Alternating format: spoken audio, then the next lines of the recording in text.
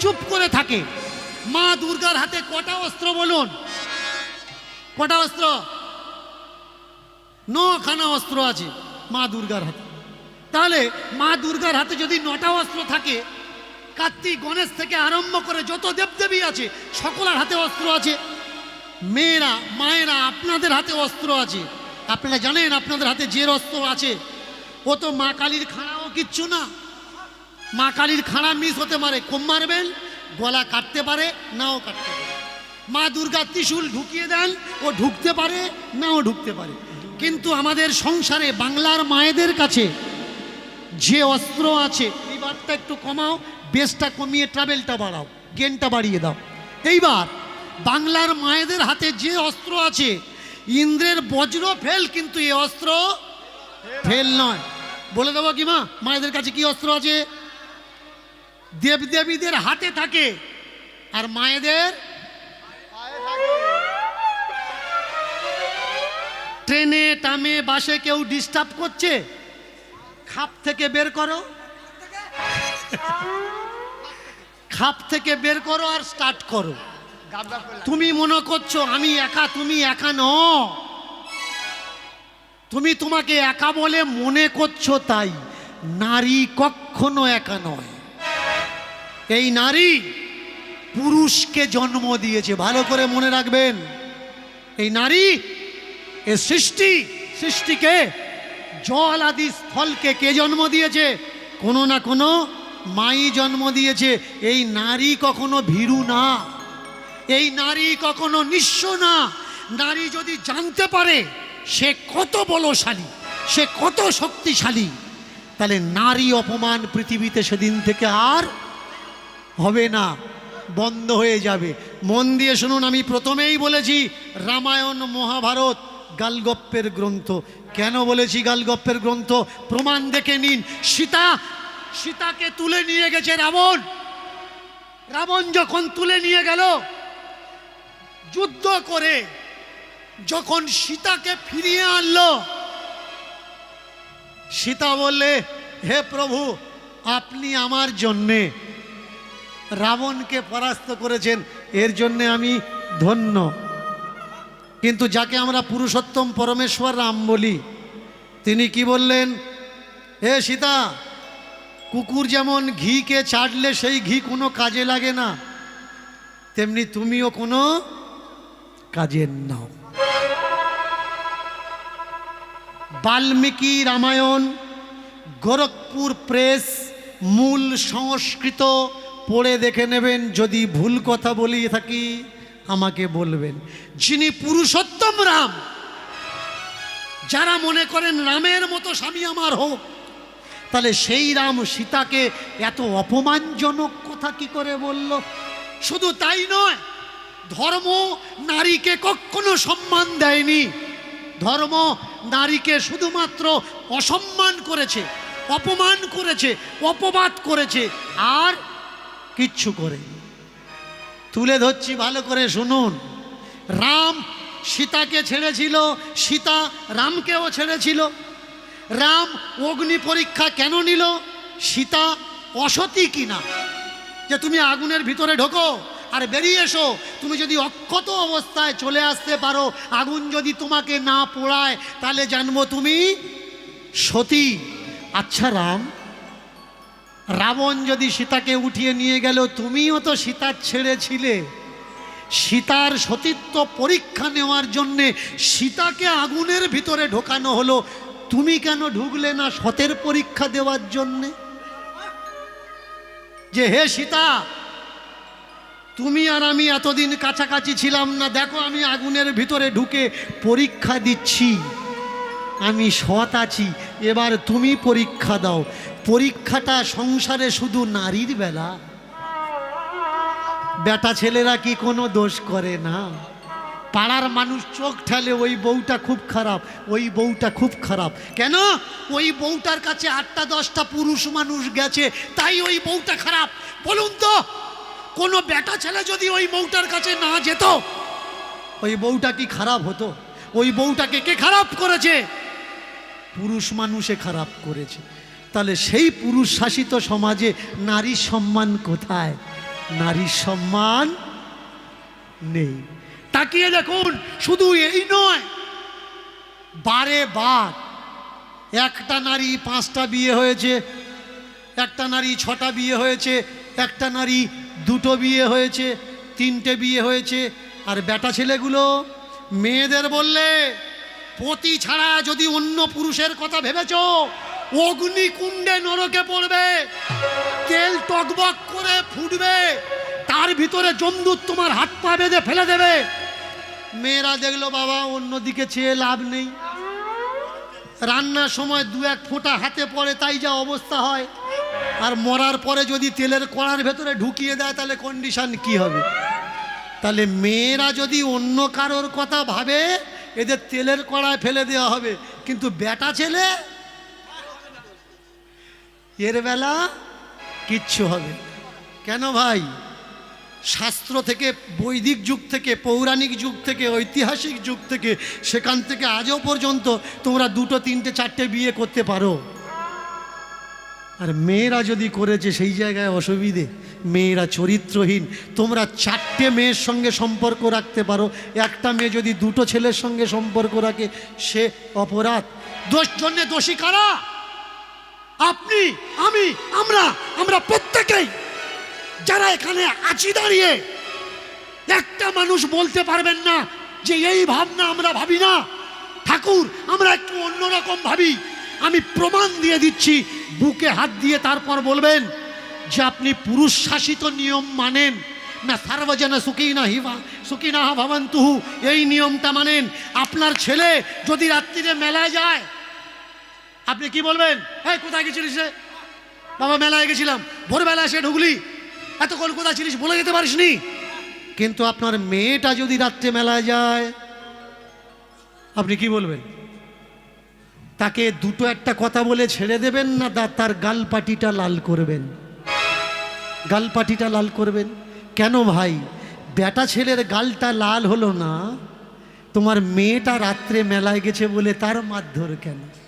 নারীর বুঝি কোনো সম্মান নেই? নারীর বুঝি পৃথিবীতে কোনো ইজ্জত নেই? নারীর উপরে অত্যাচার, স্বামী মারা গেছে, ভালো কাপড় পরতে পারবে না। চমৎকার বিষয় কি জানেন? এই গতকাল আমি কেনাকাটা করছিলাম আমার মাকে নিয়ে, যে দোকানে যাচ্ছি, এই মাফলারটা দাও তো, তা চোখ ঠেলছে আমার মাকে চোখ ঠেলছে, লাল পরতে নেই তোমার। কেন না? আমার বাবা চলে গেছে তাই, মারা গেছে তাই। আমি বললাম, মা টাকার, তোর না আমার। মালটা হয়তো তোর, জিনিসটা তোর, টাকা দেবে কে? তুই না আমি। আমার মাকে কি পরাবো আমায় বুঝতে দে, তুই জ্ঞান দিস না। কেন? স্বামী মারা গেলে সাদা কাপড় পরতে হয়, রঙিনটা পরতে পারবেন না। কেন পরতে পারবেন না? আপনি বিধবা, আপনি মাছ মাংস খেতে পারবেন না। কেন? আপনার স্বামী মারা গেছে, আপনি বিধবা। আপনি কোনো বিয়ে বাড়িতে যেতে পারবেন না, কোনো মন্দিরে, কোনো পূজা বাড়িতে যেতে পারবেন না, আপনি কোনো ঠাকুর ঘরে ঢুকতে পারবেন না। কেন? আপনি বিধবা। বলুন তো, এই পুরুষ শাসিত সমাজের পুরুষদের আমি জিজ্ঞাসা করছি, স্বামী যদি মারা যায়, মেয়েদের এতগুলো নিয়ম, সাদা পরতে হবে, ছাঁকা খুলতে হবে, লোহা খুলতে হবে, পলা খুলে দিতে হবে, সিঁদুর মুছে দিতে হবে। কারোর বউ যদি মারা যায় সে কি করবে?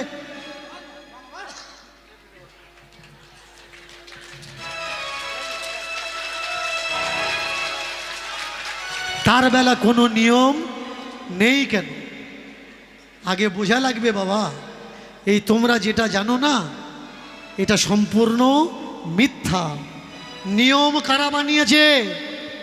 নিয়ম বানিয়েছে আপনি, আমি, আমরা, নিজেদের সুবিধার্থে। কদিন আগে সূর্যকে গালাগালি করছিল অনেকে, কদিন আগে বলছিল ইলেকট্রিক অফিসকে গালাগালি করছিল, এত গরম, ইলেকট্রিক চলে যাচ্ছে। পাকাটাকে বলছে পোড়ার মুখো, জোরে ঘুরতে পারি না, গায়ে হাওয়া লাগে না। যে রোদ্দুর থেকে গালাগালি করছিল, এই কদিন, বেশি দিন না, 1-1.5 মাস মতো হচ্ছে, এখন বলছে বাবা রোদটা একটু তেজ হতে পারে না। যদি পাখাটা জোরে ঘোরে, পাখা চালিয়েছিস কি? সময় পাল্টেছে, নিয়মও পাল্টে গেছে। সময় পাল্টেছে, নিয়মও পাল্টেছে, খান পান পাল্টেছে, এলাক পোশাক পাল্টেছে, তাহলে সত্য যুগ পাল্টেছে, ত্রেতা যুগ পাল্টেছে, দাপর যুগ পাল্টেছে, কিন্তু সেই নিয়মগুলো আমরা কেন এখনো ধরে আছি? কলিযুগে কেন পাল্টাচ্ছি না সেই নিয়ম?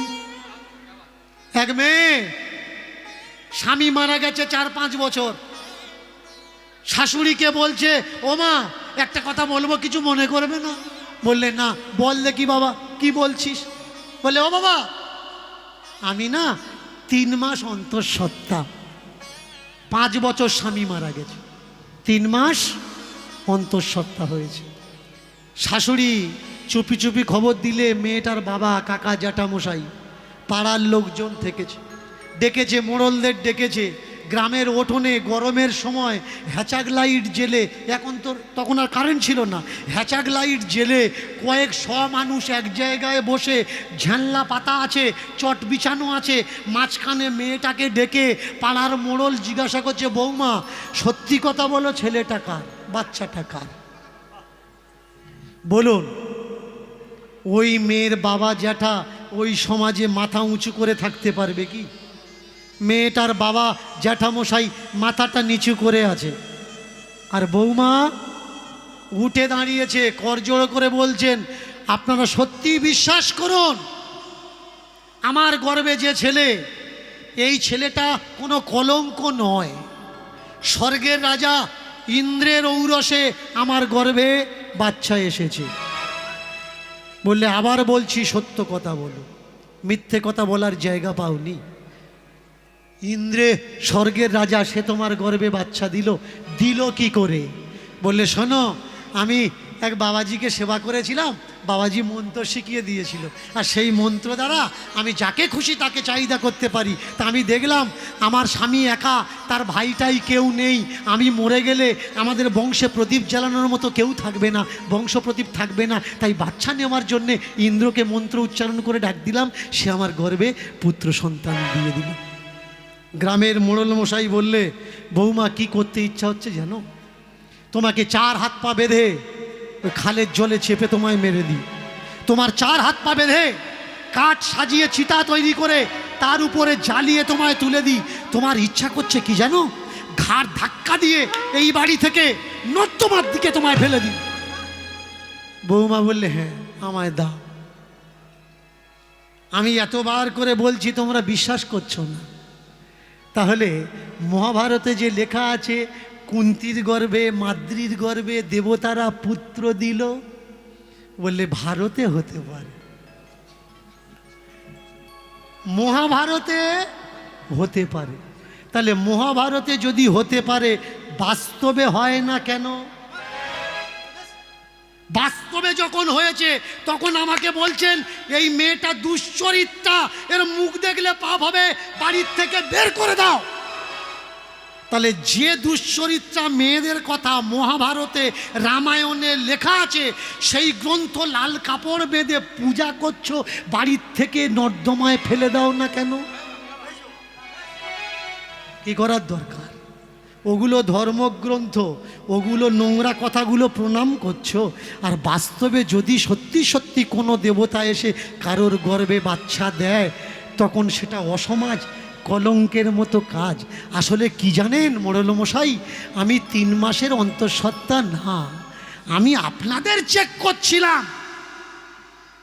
মহাভারত আপনারা কতটা মানেন, রামায়ণ আপনারা কতটা মানেন। সত্যি সত্যি যদি কারোর বিধবা মেয়ে বা বিধবা বৌমা বাড়িতে অন্তঃসত্ত্বা হয়, আর সে যদি আপনাকে বলে ইন্দ্রের ঔরসে, পবনের ঔরসে, চন্দ্রের ঔরসে, সূর্যের ঔরসে, আপনারা সত্যি তাকে মেনে নেবেন তো? কেন কি আপনার ধর্মগ্রন্থে লেখা আছে। যে কালচারকে আপনি মানতে পারেন না, সেই কালচার বই আপনি পড়ছেন কি করে? লজ্জা তো ওই জায়গায় থাকার দরকার, যে কালচারটা মেনে নেওয়ার নয়, ওটা আমার কালচার নয়। আমাদের কালচার কোনটা? বসুদেবম কুটুম্বকম, বসুদেব কুটুম্বকম।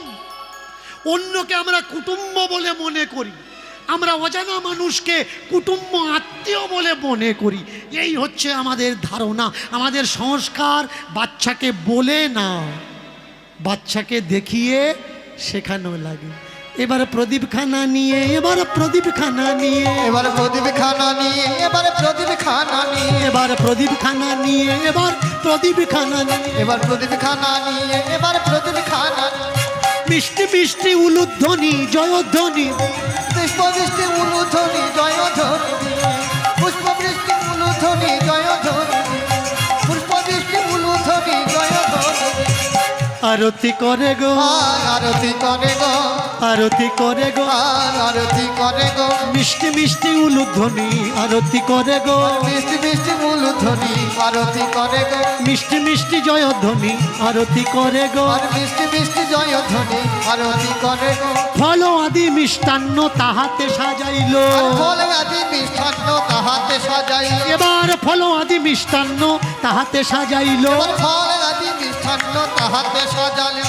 এবার প্রসাদ নিবেদন করি জয় জয় দিল, প্রসাদ নিবেদন করি জয় জয় দিল, এবার প্রসাদ নিবেদন করি জয় জয় দিল। এবার প্রসাদ নিতাই নিবেদন গৌর করি হরি হরি। জয় জয় দিল, এবার প্রসাদ নিবেদন করি জয় জয় দিল, এবার প্রসাদ নিবেদন করি জয় জয় দিল।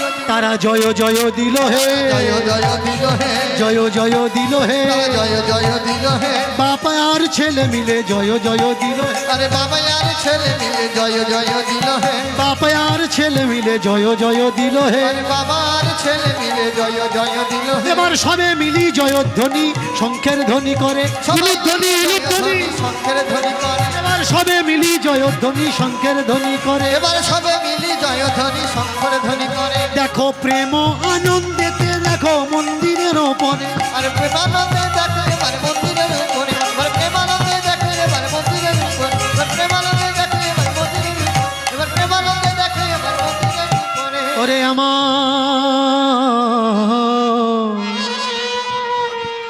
ওরে আমার কেশব, আহা দেখ বাপ চাহিয়া, এই হলো আমাদের রক্ষাকর্তা, এই হলো আমাদের ত্রাণদাতা। কিঞ্চিত কৃপা যদি হয়, কিঞ্চিত করুণা যদি হয়, এ মানব জন্ম ধন্য হয়ে যায়। ছোট্ট কেশব বাবাকে জিজ্ঞাসা করছে, বাবা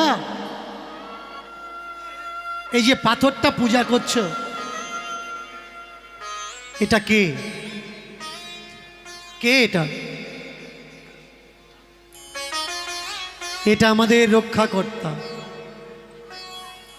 ত্রাণদাতা, প্রাণদাতা, মানদাতা, ভোক্তাদাতা, ইনি সর্বে সর্বা।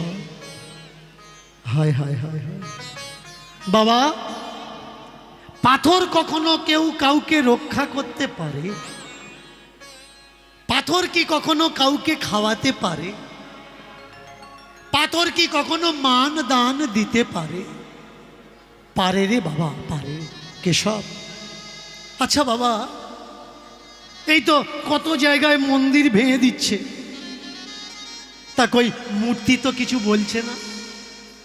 ওরে বাপ, মূর্তি কেন বলবে? মূর্তি তো শ্রদ্ধার চিহ্ন মাত্র। বুঝলাম না বাবা।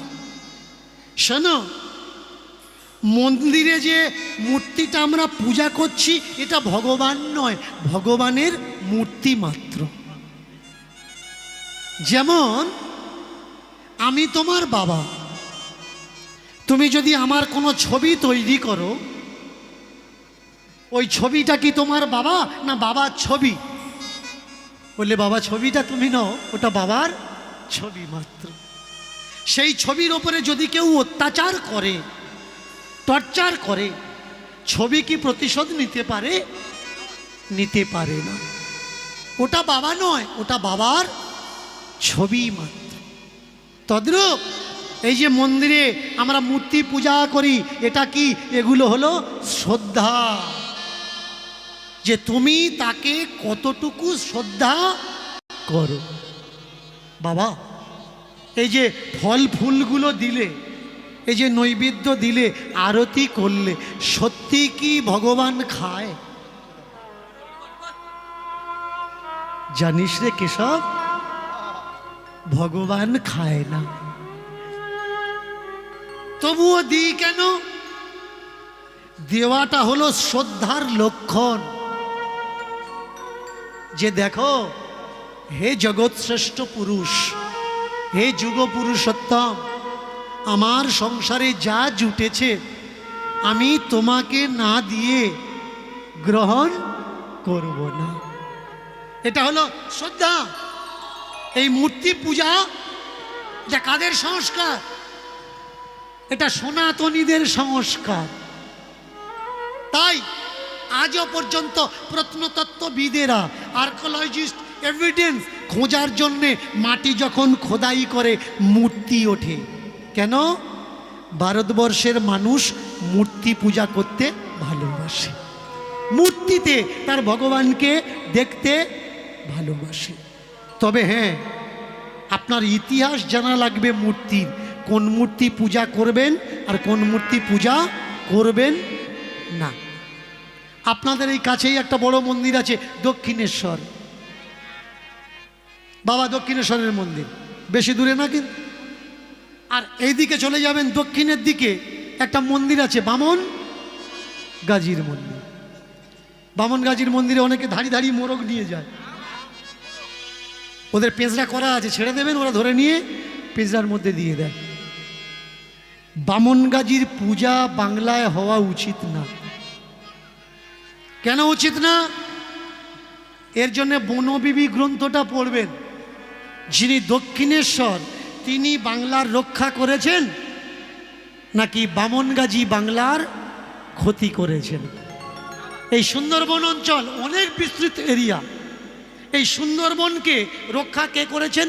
দক্ষিণেশ্বর। সেই দক্ষিণেশ্বরকে আমরা কিন্তু পূজা করি না, জানি না, চিনি না, কিন্তু বামন গাজী মন্দিরে পূজার জন্য আমরা ছুটে যাই। এই বামন আর গাজীকে, একজন মুসলমান একজন হিন্দু, দুজন মিলে চক্রান্ত করে দক্ষিণেশ্বরকে মেরে ফেলে। আর আমরা কাদের পূজা করছি? যে আমাদের রাজা, যে আমাদের রক্ষার ভার নিয়েছিল, তাকে যারা হত্যা করেছে তার হত্যাকারীকে আমরা পূজা করছি আজও পর্যন্ত। এ পূজা বন্ধ হওয়ার দরকার। বাবা, এই যে আমরা পূজা করছি, দেবতা খায়, ভগবান খায় না রে বাবা, ভগবান খায় না। কিন্তু ভগবানকে তুমি কতটা বিশ্বাস, কতটা একাগ্রতা দিতে পারো,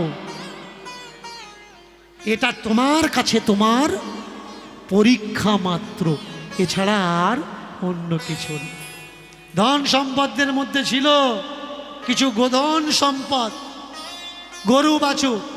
ওই ছোট্ট ছেলেটাকে নিয়ে চড়াতে যায়, আবার বিকালবেলা ফিরে আসে। দুই বাবার ছেলেতে রুটি করে নিয়ে যায়, রুটি খায়, আবার গরু নিয়ে সন্ধ্যার সময় চলে আসে। একদিন ছেলে বাবাকে জিজ্ঞাসা করছে, বাবা ওই যে সেদিন বলেছিলে ভগবান মূর্তি পূজা প্রসাদ ভক্তি শ্রদ্ধা, তখন অতটা বুঝতে পারিনি, একটু বলবে বাবা? কি? আচ্ছা, তুমি যে এই ভগবানকে এত ভক্তি শ্রদ্ধা করো, এই শ্রদ্ধাটা আমার ভিতরে কি করে আসবে? আমার ভিতরে কি করে আসবে? বলে কারোর মাধ্যম দিয়ে আসবে। সে মাধ্যমটাকে বলে যে কেউ হতে পারে। কেন তোমার থেকে আমার আসবে না? বলে শোন, বেশিরভাগ বাবা ছেলেতে হয় না, যদি হতো তাহলে দীক্ষা দেওয়ার জন্য অন্য কারোর ডাকতে হতো না, বাবা ছেলেকে দিয়ে দিত। কেন? এই গুরুর যে সম্পর্ক, গুরু আর শিষ্যের সম্পর্ক, এই সম্পর্কটা যদি একটু দূরের হয় তাহলে পবিত্রতাটা বজায় থাকে, একে অন্যের কথা শোনে। তাহলে বাবা এক কাজ করো, আমাকেও গুরুকরণের ব্যবস্থা করে দাও, আমাকেও গুরু ধরে দাও, যেই বলেছে আমাকে গুরু ধরে দাও, বললে গুরু কে কাকে ধরে দেবে? গুরু কি পৃথিবীতে আছে রে? গুরু পৃথিবীতে নেই। বলে তাহলে গুরু কোথায়? বলে গুরু আছে উপরে। কে?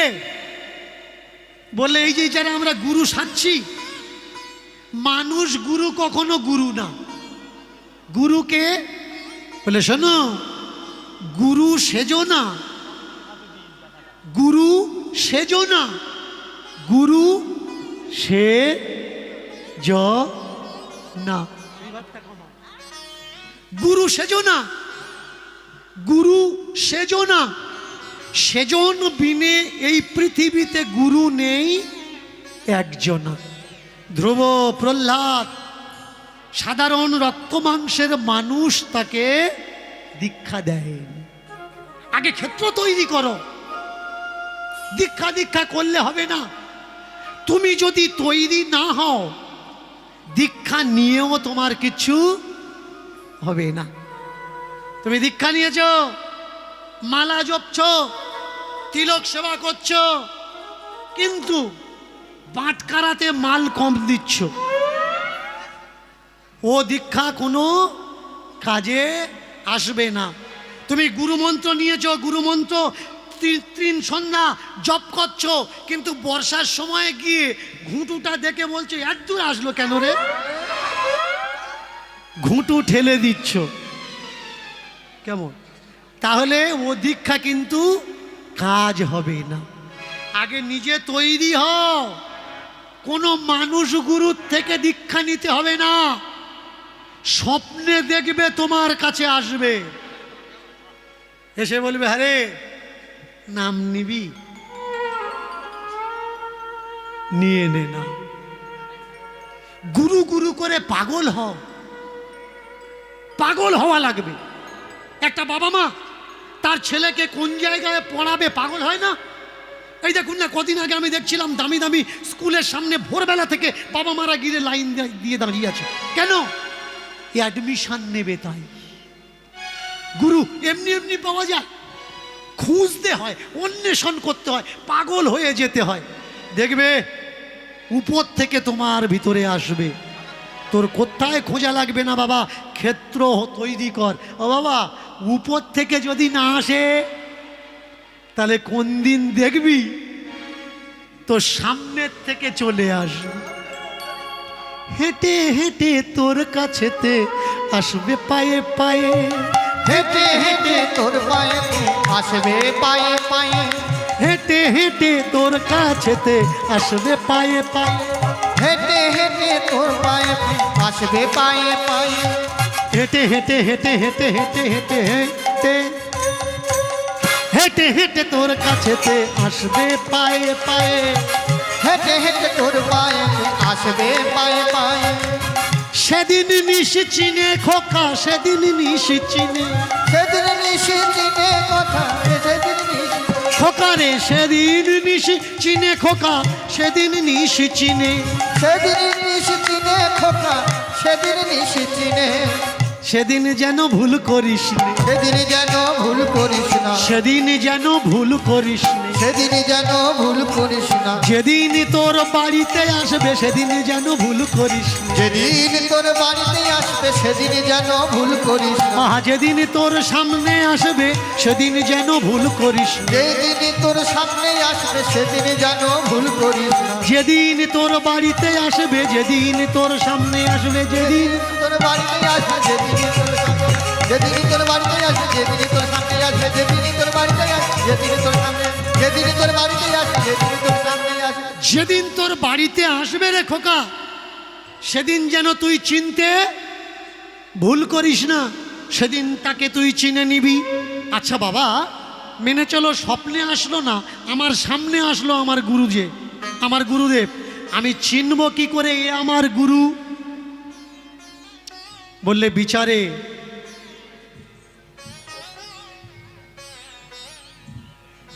বুদ্ধিতে, বিবেচনায় বোঝা যায় এ আমার গুরু।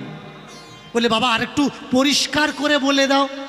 বললে শোন বাবা, তোর মতের সঙ্গে তার মত একমত হয়ে যাবে। ভালো করে শুনুন মায়েরা, কে গুরু, কে কার গুরু, আর কার থেকে আশ্রয়ী হবেন। তোমার বিচারের সঙ্গে তার বিচার মিলে যাবে।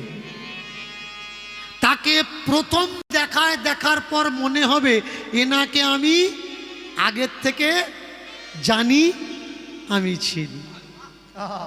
এনার চলাফেরা, চালচলন, খাওয়া দাওয়া, মুখের মিষ্টি হাসি, এ আমার জন্ম জন্মান্তরের চেনা। শুধু তাই নয়, তোমার প্রশ্নের উত্তর ভক্তি এবং যুক্তি, বৈজ্ঞানিক দর্শন দ্বারা যেজন খণ্ডন করে সহজ সরলভাবে তোমার চিত্তকে জয় করতে পারবে, সেই তোমার গুরুদেব। আর সে যখন তোমার সামনে আসবে, সেদিন যেন তুমি তাকে ছেড়ে দিও না। মনে থাকবে তো?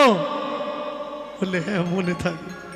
বাবার শরীর চলতে চলতে অসুস্থ হয়ে গেল। ওই ছোট্ট ছেলেটা একা গরুগুলো নিয়ে যায় মাঠে, ফিরে আসে সন্ধ্যায়। প্রতিদিন 4 খানা করে রুটি নিয়ে যায়, খাওয়ার পরে সন্ধ্যা পর্যন্ত গরু চড়ায়, আবার গরুগুলো নিয়ে বাড়িতে চলে আসে। এইবার আস্তে যেতে যতক্ষণ গরুগুলো খায়, একটা বাপলা গাছের ছাওয়ায় বসে চিন্তা করে, ঠাকুর এ জন্মে কি গুরু পাবো না? স্বপ্নে যদি নাই বা পাই, বাস্তবে তো এসো, সচক্ষে তোমায় দেখি। বাস্তবে তো এসো, সচক্ষে তো দেখি। দিন যেতে যেতে একদিন দেখলো দুপুরবেলায় সবে রুটিগুলো খাওয়া দাওয়া করে বাবলা গাছের ছাওয়াতে বসে আছে, আর দূর থেকে তাকিয়ে দেখে একজন বাবাজি আসছে। হরি নাম তৎসৎ, নাম সত্য নামম কেবলম বলম, নাম পরমম ব্রহ্ম, ব্রহ্মৈ পরম নামম, ব্রহ্মস্বিদ্ধি প্রদায়ন, ব্রহ্ম জগত সমান। নাম করতে করতে এগিয়ে আসছে। এ দূর থেকে দেখে বললে, এতদিন কেউ আসেনি, এত বছর কাউকে দেখতে পাইনি, বাবার আমি কত বছর গরু চড়াচ্ছি, নিশ্চয়ই এ আমার গুরু হবে।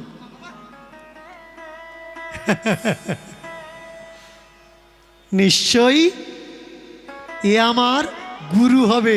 আমার ডাকের ফলে এ আসছে আমার দেখা দেওয়ার জন্য। অপেক্ষা করে বসে আছে।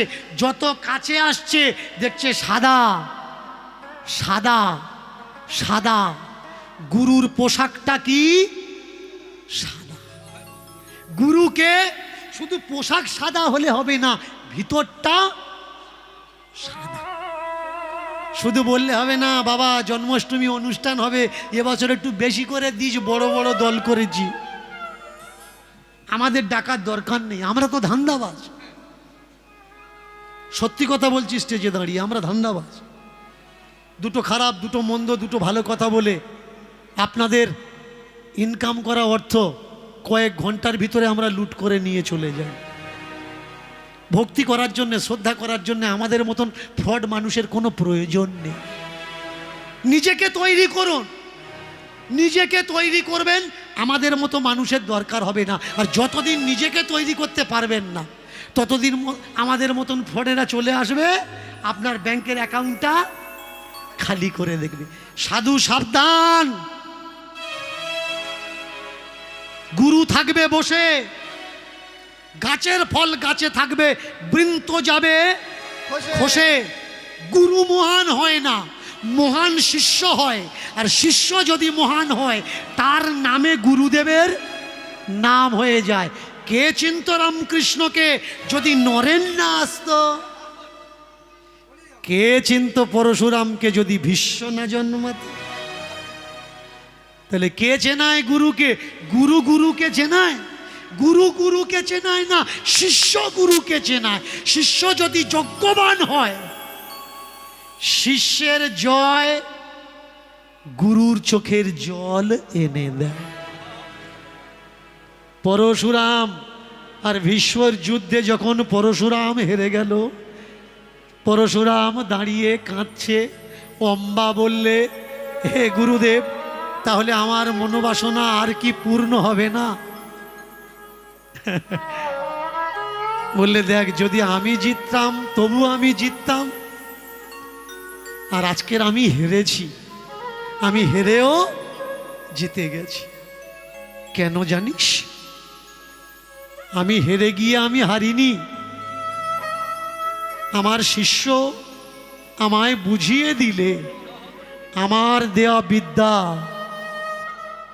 এ বিদ্যা সাধারণ না, জগৎ জয় করতে পারে। গুরু শিষ্যের যুদ্ধে যদি শিষ্য পরাস্ত হয়, যে সদ্গুরু মুখে হাসিও থাকে, চোখে জলও থাকে। গুরুদেব সর্বদা শিষ্যের মঙ্গল কামনা করে। পরশুরাম বাণ যোজনা করেছে, কিন্তু বাণ ছাড়ার পরে বুকে হাত দিয়ে বলেছে যে আমার শিষ্যের যেন না লাগে। কেন? ছেলেটাও ছেলে, শিষ্যটাও ছেলে। কোনো বাবা কখনো চায় না তার ছেলের মঙ্গল হোক, অমঙ্গল হোক। তেমনি কোনো গুরুদেব কখনো চায় না তার শিষ্যের অমঙ্গল হোক। তাই গুরুদেবের শুধু বাইরেরটা সাদা থাকলে হবে না, ভিতরেরটা সাদা থাকতে হবে। যত কাছে আসছে দেখছে শুধু বাইরেরটা সাদা না, ভিতরটাও সাদা। করো জোর করে ডাকছে, এদিকে আসুন, এদিকে আসুন না, এই গাছের ছায়ায় একটু আসুন, বসুন, আমার কাছে এগিয়ে আসুন। যেই বলা, সম্মুখের মানুষটা বলে উঠলে, আমায় ডাকছ? বলে, হ্যাঁ গো হ্যাঁ, আপনাকে ডাকছি, এদিকে আসুন। পায়ে পায়ে পায়ে পায়ে যখন কাছে এসেছে, করজোড় করে বলছে, যার লাগি এতদিন চেয়ে আছি বসে, তুমি কি সেই নাকি কল্পনা? তুমি কি বাস্তব নাকি সত্য না? আমার গায়ে একটা চিমটি দাও, দেখি আমি ঘুমিয়ে তো নেই, নাকি চেতন হয়ে আছি এই পৃথিবীতে। প্রয়াস, আগে আপনি আমার গায়ে একটা চিমটি দিয়ে দেখুন, আমি দেখি আমি ঘুমিয়ে পড়িনি তো, আমি স্বপ্ন দেখছি না তো, যে আমার সামনে আজকের কেউ না কেউ এসেছে। এসেই চিমটি দিলে, তাহলে মনে হয় আমি স্বপ্ন দেখছি না, আমি চেতন আছি, জেগে আছি। ওগো, তুমি কি আমার গুরু? তুমি কি আমার গুরু? গুরু মানে আমার বাবা বলেছিল, কল্পনাতেও গুরু আসতে পারে, স্বপ্নেতেও গুরু আসতে পারে, আবার বাস্তবেও আসতে পারে। তুমি কি আমার বাস্তব গুরু? দেখবেন কিছু কিছু মানুষের গুরু সাজার শখ হয়, আর সেই শখ শুধু তাকে নয়, তার শিষ্যের ভবিষ্যকেও চুরমার করে দেয়। কারণ অন্ধ মানুষ নিজেও ডোবে, আর একজনকেও নিয়ে ডোবে। যদি সে দেখতে না পায়, জানবে কি করে সীমানা কোন দিকে আর নদীর পাড়টা কোন দিকে, মোহনা কোন দিকে আর স্থল কোন দিকে? এর জন্যে গুরুর জ্ঞান চোখটা হওয়া বড় জরুরি। বলে, হ্যাঁ গুরু? বলে, হ্যাঁ আমি গুরু। আসছিস কোত্থেকে? দেবভূমি থেকে আসছি। দেবভূমি মিন্স বৃন্দাবন, বৃন্দাবন থেকে আমি আসছি। চমৎকার। তাহলে এই যে আপনার কাঁধে যে ঝুলিটা আছে, এই ঝুলির মধ্যে কি আছে? কাঁধে কি আছে? ঝুলি আছে। আর ঝুলির মধ্যে কি আছে? বললে ভগবান আছে। একটা কাজ করবেন, আমি আমার বাবার মন্দিরে একটা ভগবান দেখেছি, আর আপনার ঝুলিতে একটা ভগবান আছে, একটু বের করে আমাকে দেখাবেন যে আপনার ভগবানটা দেখতে কেমন একটু দেখি। এবার বাবাজি, অনেকে সাধারণ মানুষ ভাবতো গা ফোলাচ্ছে, আমি আজকের থেকে গুরুজি হয়েছি। শুধু গুরুজি না, ঝোলার ভিতরে ভগবান। যারা ঝোলার ভিতরে ধ্যান ধারণা রাখে তারা কখনো গুরু নয়, তাদেরকে ঝোলা ছাপ বলা হয়। ধ্যান যারা এই দিকে রাখে, ধ্যান যারা ওই দিকে রাখে, তারাই প্রকৃত গুরু হয়। কষ্ট লাগে কোন জায়গায় জানেন? আজকের আমাদের সনাতন ধর্মের গুরুবর্গ যারা যারা দীক্ষা দিচ্ছে, আপনাদের এদিকে আছে কিনা জানি না, আমি অনেক দিকে যাই, দেখি দীক্ষা দেওয়ার পরে বলে দেয় কারোর হাতে খাওয়া যাবে না, অদীক্ষিতের হাতে জল খাওয়া যাবে না। অদীক্ষিতের হাতে যদি তুমি জল খাও, তোমার ভজন সাধন, তোমার কল্পনা, তোমার ভাবনা নষ্ট হয়ে যাবে। তুমি অদীক্ষিতের ছোঁয়া স্পর্শ নেবে না। এবার বলুন তো, যারা দীক্ষা নেওয়ার পরে অন্যজনের হাতে জল খাও না, তোমার সাধন ভজন নষ্ট হয়ে যাবে বলে, তাহলে শক্তি বেশি কার? যে দীক্ষা নিয়েছে তার, নাকি যে দীক্ষা এখনো নেয়নি তার? তাহলে দীক্ষার এমন কোনো পাওয়ার নেই কি যে দীক্ষা দেওয়া মানুষ ছুঁয়ে দেবে, অদীক্ষিত পবিত্র হয়ে যাবে? যে এক কলে আমরা জল খাচ্ছি, একই পুকুরে স্নান করছি, একই বাজারে বাজার করছি, তবু বলছি তোমার হাতের জল খাবো না, তোমার ছোঁয়া আমি নেব না। তোমাকে বলে দিচ্ছে মাছ মাংস খাওয়া যাবে না, মাছ মাংস খাওয়া যাবে না। আচ্ছা, তোরা মাছ মাংস খাবি না, কলের জল তো খাস, কলের জল তো খাস, তা কলের ওয়াশারটা কিসের লাগানো? ও তো চামড়া দিয়ে তৈরি। তা চামড়া ধোয়া জল খাচ্ছিস, অসুবিধে নেই, মাছ মাংস খেলে অসুবিধে? তুমি বলবে আমি পুকুরের জল খাবো, তা পুকুরে তো এমনি মাছ অটোমেটিক স্নান করছে 24 ঘন্টা, এতে চামড়া ধোয়া জল, ওতে মাছ ধোয়া জল, এবার কোন দিকে যাবি বল? তবু বলছে তোদের হাতে খাবো না। ঠিক আছে, তোরা আমাদের হাতে খাবি না, তোরা এক ঘুরে তোদের সমাজ আলাদা করে নিয়েছিস, তাহলে তোদের অনুষ্ঠানের সময় আমাদের কাছে চাঁদা চাস কেন? আমার টাকাতে অসুবিধে নেই, আমার খাওয়ার জলেতে অসুবিধে। এই ধর্মটা বৈষ্ণব ধর্ম না। এই ধর্মটা কি ধর্ম জানেন? ভালো করে মন দিয়ে শুনুন, এই ধর্মটা ব্রাহ্মণ ধর্ম। এটা আমার মুখের কথা না, শত শত ঐতিহাসিকদের কথা, যে ব্রাহ্মণরা সেদিন থেকে আজও পর্যন্ত সমাজকে যেমন ঘৃণা করে, নিচু দেখায়, ছোট দেখায়, যে আমরা সব থেকে বড় আর তোরা নির্জাত, সেই ধর্ম এরা পালন করে। ব্রাহ্মণ ধর্ম পালন করে নিজেকে বৈষ্ণব বলে দাবি করে। আমার সঙ্গে কয়েকজন আর বসাবসি হয়েছে, বসাবসি হয়নি এমন কোনো বিষয় নয়, বসাবসি হয়েছে। এই সেদিন মেদিনীপুরের আসর, ওই আসরে অনেকজন এসেছিলেন, আমাকে আসরে ঘেরোয়া করেছিলেন। ঘেরোয়া করে বললে ব্রাহ্মণ কোত্থেকে হয়েছে জানেন? ব্রাহ্মণ ব্রহ্মার মুখ থেকে হয়েছে।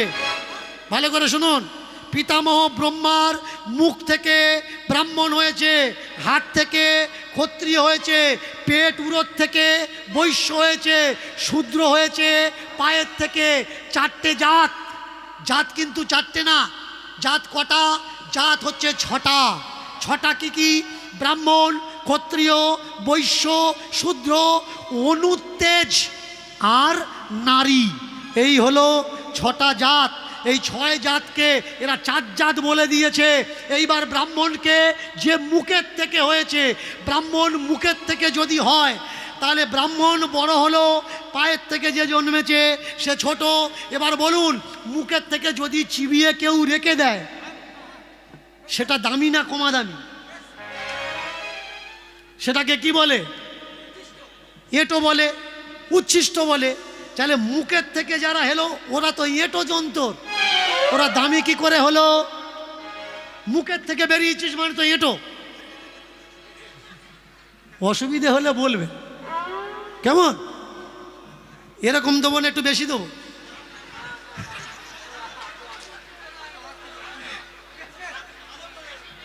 হাত তোলা লাগবে না কিন্তু, হাত তোলা লাগবে না, কেমন? হরি বলা লাগবে না। আগে হরিকে জানুন, হরিকে শিখুন, হরিকে ভালোবাসতে শিখুন, তারপরে বলা লাগবে না হাত তোলো। হাতটা কোন সময় তোমার অজান্তে উঠে যাবে তুমি বুঝতে পারবে না। যে ঘন ঘন হাত উঁচু করতে বলে ও কীর্তনিয়া না। যার কীর্তন শোনার পরে হাত অটোমেটিক ওপরে উঠে যায় তাকে বলে কীর্তনিয়া। বলে বুঝিয়ে কখনো হাত তোলানো যায়? হাত তোলানো যায় না। তাহলে তাকিয়ে দেখুন, হলো কি ব্রাহ্মণ ধর্ম। এরা বলল কি আমরা শ্রেষ্ঠ আর তোমরা নিকৃষ্ট। কেন? আপনার বাড়িতে একটা ব্রাহ্মণ এসেছে পূজা করতে, ব্রাহ্মণের ছেলে এসছে, বয়সটা কত? 16-18 বছর। আপনার বয়স কত? 80 বছর। 80 বছরের ঠাকমা 16-18 বছর ছেলেকে ঘটি এনে জল ধুয়ে প্রণাম করছে। লজ্জা করে না আপনার? যে ছেলেটার পায়ে ধুয়ে দিচ্ছে তার না হয় লজ্জা নেই, কিন্তু 80 বছরের ঠাম্মা দিদিমা লজ্জাটা আপনার থাকার দরকার। আমি বলার পরে কয়েকটা মানুষ আমায় বলেছে ব্রাহ্মণদের পা ধুইয়ে দেবো, ওতে অসুবিধে কোথায়? ওরা তো পূজা করতে এসছে। আমি বললাম পূজা করতে এসছে, ওরা মাইনে নেয়, ওরা মঙ্গল করতে এসছে, ওরা মঙ্গল করে মাইনে নেয়, ওরা পুজো করে অলক্ষের মঙ্গল করছে। কিন্তু তোমার জমিতে যে ধান কাটছে, তোমার জমিতে যে ধান রুইয়ে দিচ্ছে, ধান তুলে এনে বাড়িতে দিয়ে পিঠে দিয়ে তোমার অন্ন যে জোগাচ্ছে, সেই চাষিকে কখনো এক গ্লাস জল দিয়ে পা ধুইয়ে দিয়েছ? পা ধুইয়ে দাওনি কেন? ও তোমার মুখের খাবার বয়ে দিয়ে গেল কেন? কি ও ব্রাহ্মণ নয়? সব থেকে বড় জাত কোনটা? ব্রাহ্মণ যদি বড় জাত হবে, যে কোনো কাজ আপনি করতে যাবেন, পূজায় বসতে যাবেন, শ্রাদ্ধে বসতে যাবেন, যজ্ঞে বসতে যাবেন, শৌচ অশৌচ কাজ করতে যাবেন, এরা প্রথমে কি বলে? আগে নখ চেনে আয়, আগে নখ চেনে আয়। নখ না ছাড়লে পূজায় বসতে পারবি না। আর ওদিকে কালো একটা ময়লা কাপড় পরে, এখন তো আর খুন নেই, বিলেন নিয়ে দাঁড়িয়ে আছে, আয় চেষে দিয়ে আয়। কারণ আমরা নিয়ম মানিয়ে ফেলেছি, যেতে হবে, চেঁচে দিলে তবে আপনি শুদ্ধ হবেন, তা না হলে নয়। তাহলে যে চেঁচে দিলে আপনি শুদ্ধ হবে, তারপরে ব্রাহ্মণ পূজা করবে। তাহলে সব থেকে বড় কে হলো? যে পূজা করলো না যে চেঁচে দিল? যে চেঁচে দিল। বলুন তো, নাপ্তেরা প্রামাণিকরা যখন বাড়িতে আসেন কটা প্রামাণিকের পা ধুইয়ে দেন? ও তো ছুলে চান করতে হবে। এই নখ চেনেছিস, চান করেছিস কেন? না প্রামাণিক নিজ জাত। তাহলে দেখবেন কিছু কিছু ঠাম্মা দিদিমাকে বলতে শুনবেন, নাতিকে বিয়ে দিয়েছে, ছেলেকে বিয়ে দিয়েছে, জিজ্ঞাসা করুন, ও দিদি, ও বৌদি, ও ঠাম্মা, নাত বউটা কীরকম হলো, বৌমাটা কেমন হলো? বললে আর বলিস না, ও যেরকম নাচাচ্ছে আমার নাত বউ, আমার বৌমা সেরম নাচছে। তার মানে বৌমার নাচুনিতে ছেলে নাচছে, নাতি নাচছে, নাত বউ নাচাচ্ছে, নাতি নাচছে, বৌমা নাচাচ্ছে, ছেলে নাচছে। তাহলে বড় কে, বৌমা না ছেলে? বৌমা সব থেকে বড়, কারণ বৌমা যা বলছে বৌমার কথায় উঠছে আর বসছে। তাহলে ওই ছেলের কর্তাকে, ওই ছেলের কর্তা হচ্ছে তার বউ, অন্য কেউ নয়। তাহলে বাবা, দুর্গা পূজার সময় তোমরা যখন আরতি করো, তোমাকে কে নাচাচ্ছে? মুচির ছেলে নাচাচ্ছে, তুমি নাচছো। সংসারে যদি বৌমা নাচায়, ছেলে যদি ছোট হয়, বৌমা যদি বড় হয়, দুর্গা পূজার সময় মুচির তালে নাচছে কে? ঠাকুর মশাই। তাহলে ঠাকুর মশাই বড় না মুচি বড়? কে বড়? ঠাকুর মশাই এসছে, পা ধুইয়ে দাও, জল নিয়ে এসো। মুচি যখন ঢাক নিয়ে আসে, ঢাকির পা ধোয়াও? কেন নয় ভাই, কেন নয়? কারণ মুচি, আরে মুচি নয়, মুচি। আগে বোঝা লাগবে কে বড় জাত। যে মানুষকে ভালোবাসতে জানে না সে হচ্ছে নীচ জাত, আর যে মানুষকে নিচু বানায় সে বড় জাত না, ও হচ্ছে বজ্জাত। ও বজ্জাত। সবার উপরে বেদ সব থেকে বড়। বেদ যদি বড় হয়, বেদে লেখা আছে কর্মই শ্রেষ্ঠ, কর্ম গুণে গুণ বিচার হয়। চতুর্গুণ মায়া সৃষ্টম গুণ কর্ম বিভাগস্য। বড়কে কর্ম গুণে মানুষের বিবেচনা করা হয়। গীতাতেও ভগবান শ্রীকৃষ্ণ বললেন কর্ম দ্বারাই মানুষ চিহ্নিত করা হয়। যদি কেউ পূজা পাঠ করে সে ব্রাহ্মণ, যদি কেউ যুদ্ধ করে সে ক্ষত্রিয়, কিন্তু যদি কেউ চাষাবাদের কাজ করে সে বৈশ্য, ব্যবসা বাণিজ্য করে সে বৈশ্য, আর যে পালকি বয় জোগাড়ে তাগাড়া করে সে হলো শূদ্র। তাই বলে এই নয় যে শূদ্রের ছেলে কখনো ব্রাহ্মণ হতে পারবে না। তাকিয়ে দেখুন বিশ্বামিত্রকে ক্ষত্রিয়, ব্রাহ্মণ হয়েছে না কেন? সে মন্ত্র উচ্চারণ পূজা করার ক্ষমতা তার হয়ে গেছিল। তাহলে কর্মগুণে যদি তার নাম হয়, যদি কোনো ব্রাহ্মণের ছেলে ব্যবসা করছে সে বৈশ্য না হয়ে ব্রাহ্মণ কি করে হয়? আগে বোঝা লাগবে। যদি কোনো ব্রাহ্মণের ছেলে মিলিটারিতে চাকরি করছে মানে যুদ্ধ করছে, তাহলে সে ক্ষত্রিয় না হয়ে ব্রাহ্মণ কি করে হয়? বিচার আপনাদের কাছে ভাই। আমি তো শুধু বলতে পারি, বলতে এসেছি। সমাজকে জাগরণ তো আপনারাই করবেন, কারণ আপনারা ছোট্ট ছোট্ট প্রদীপ, ছোট্ট ছোট্ট আলো। আমি একটা আলো জ্বালাতে এসেছি। যদি একটা আলো আপনাদের এই চন্দনেশ্বরে আমি জ্বালাতে পারি, কালকের কি হবে জানেন? ভালো করে মন দিয়ে শুনুন।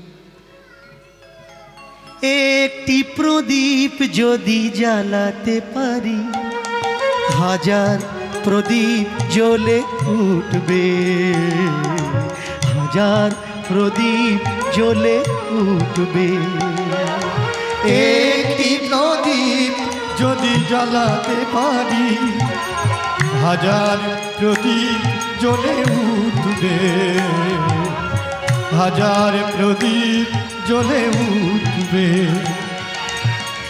একটি প্রদীপ যদি জ্বালাতে পারি, হাজার প্রদীপ জ্বলে উঠবে, হাজার প্রদীপ জ্বলে উঠবে। একটি মানুষ যদি জাগাতে পারি, একটি মানুষ যদি জ্বালাতে পারি, একটি মানুষ যদি জাগাতে পারি, একটি মানুষ যদি জ্বালাতে পারি, হাজার মানুষ জেগে উঠবে। একটি প্রদীপ যদি জ্বালাতে পারি, হাজার প্রদীপ জ্বলে উঠবে, হাজার প্রদীপ উঠবে।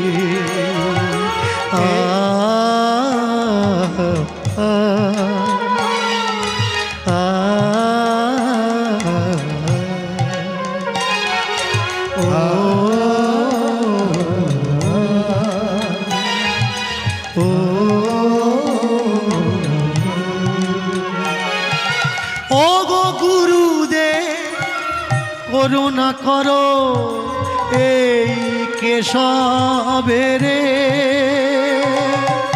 ও গো গুরুদেব করুণা করো এই কেশবের সবেরে ও গো গুরুদেব করুণা করো এই কেশবের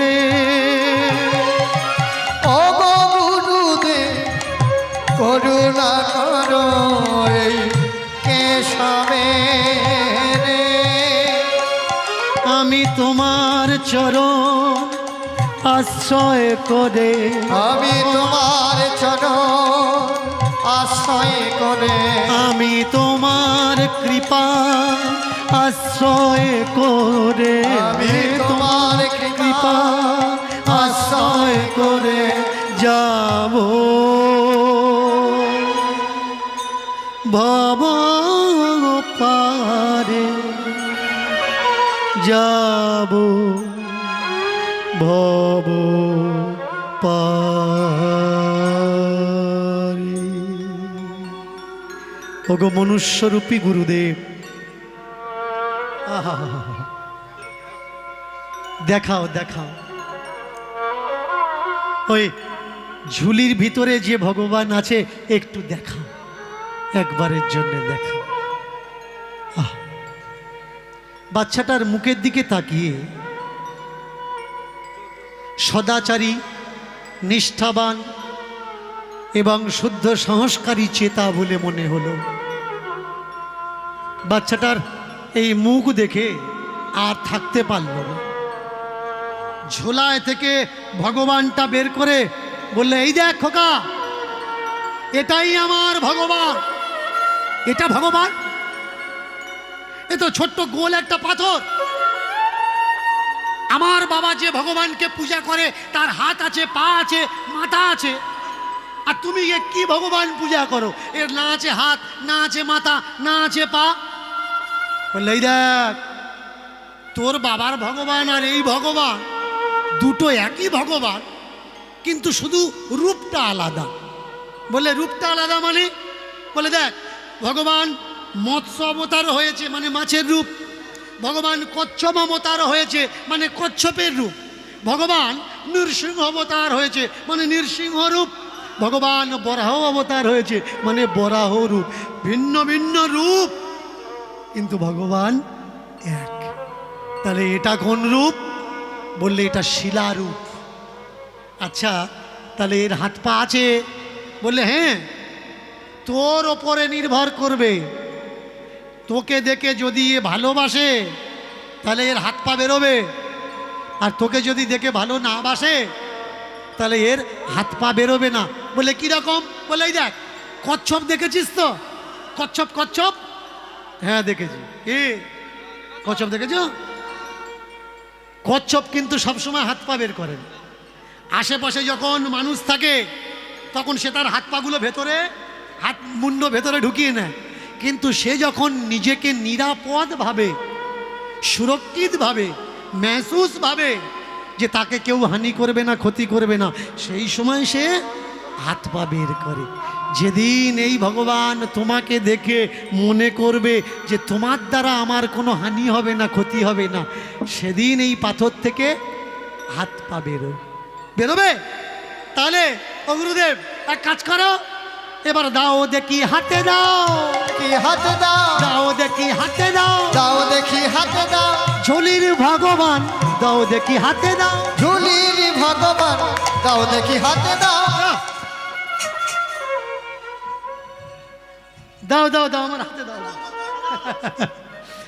এবার গুরুদেব দেখলে আমার কাছে তো অন্য ভগবান নেই, এই একটাই ভগবান, এখন এর হাতে দেবো, এর বয়স অল্প, আর ভগবান পেয়ে যদি এ দৌড় লাগায়, এ যত জোরে ছুটবে আমি কি অত জোরে ছুটতে পারবো?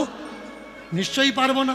এর জন্য খোকা, ভগবান হাতেটাতে দেওয়া যাবে না, দূর থেকে দেখ। বলছে, সত্যি বলছি গুরুদেব, হাতে দাও, আমি তোমায় ফিরিয়ে দেব। ভালো করে খেয়াল করুন গুরুর কথা আর শিষ্যের কথা। গুরুদেব বলছে, ভগবান তোর হাতে দেবো না, আর শিষ্য বলছে, ভগবান হাতে দাও, আমি তোমায় ফিরিয়ে দেব। তার মানে কি, ভগবানকে কে ফেরাতে পারে? গুরুদেব পারে না। ভগবানকে ফেরাতে পারে একমাত্র শিষ্য। শিষ্য ছাড়া ভগবানকে কেউ মানাতে পারে না। প্রমাণ কুরুক্ষেত্রের ময়দান। ভগবান চরিত্র আপনারা জানেন। যখন পিতামহ ভীষ্মের ওপরে ভগবান ক্রুদ্ধ হয়েছিলেন, শান্ত কে করেছে? শিষ্য। এখানেই শেষ করলাম আমার ভিডিও। তোমরা সবাই ধৈর্য সহকারে দেখার জন্য তোমাদের সবাইকে অনেক অনেক ভালোবাসা। এতক্ষণ ধরে ধৈর্য সহকারে তোমরা সবাই আমার ভিডিও দেখেছো, এই জন্য তোমাদের সবাইকে আমার প্রাণ ভরা ভালোবাসা। এরকম ধরনের ভিডিও যদি পেতে চাও তাহলে আমার চ্যানেলটিকে সাবস্ক্রাইব করে পাশের বেল বাটনটা ক্লিক করে সাথে থেকো। আর আমি ভিডিও ছাড়লে যাতে তোমাদের কাছে নোটিফিকেশান পৌঁছে যায়, আমার ভিডিওতে তোমরা জয়েন হতে পারো। সবাইকে অনেক অনেক ভালোবাসা। এরকমভাবে পাশে থেকো, তোমাদের পাশে আমিও আছি। তোমাদের ভালোবাসা আজকে আমি এখানে অনেক অনেক ভালোবাসা রইল আমার প্রাণ ভরা।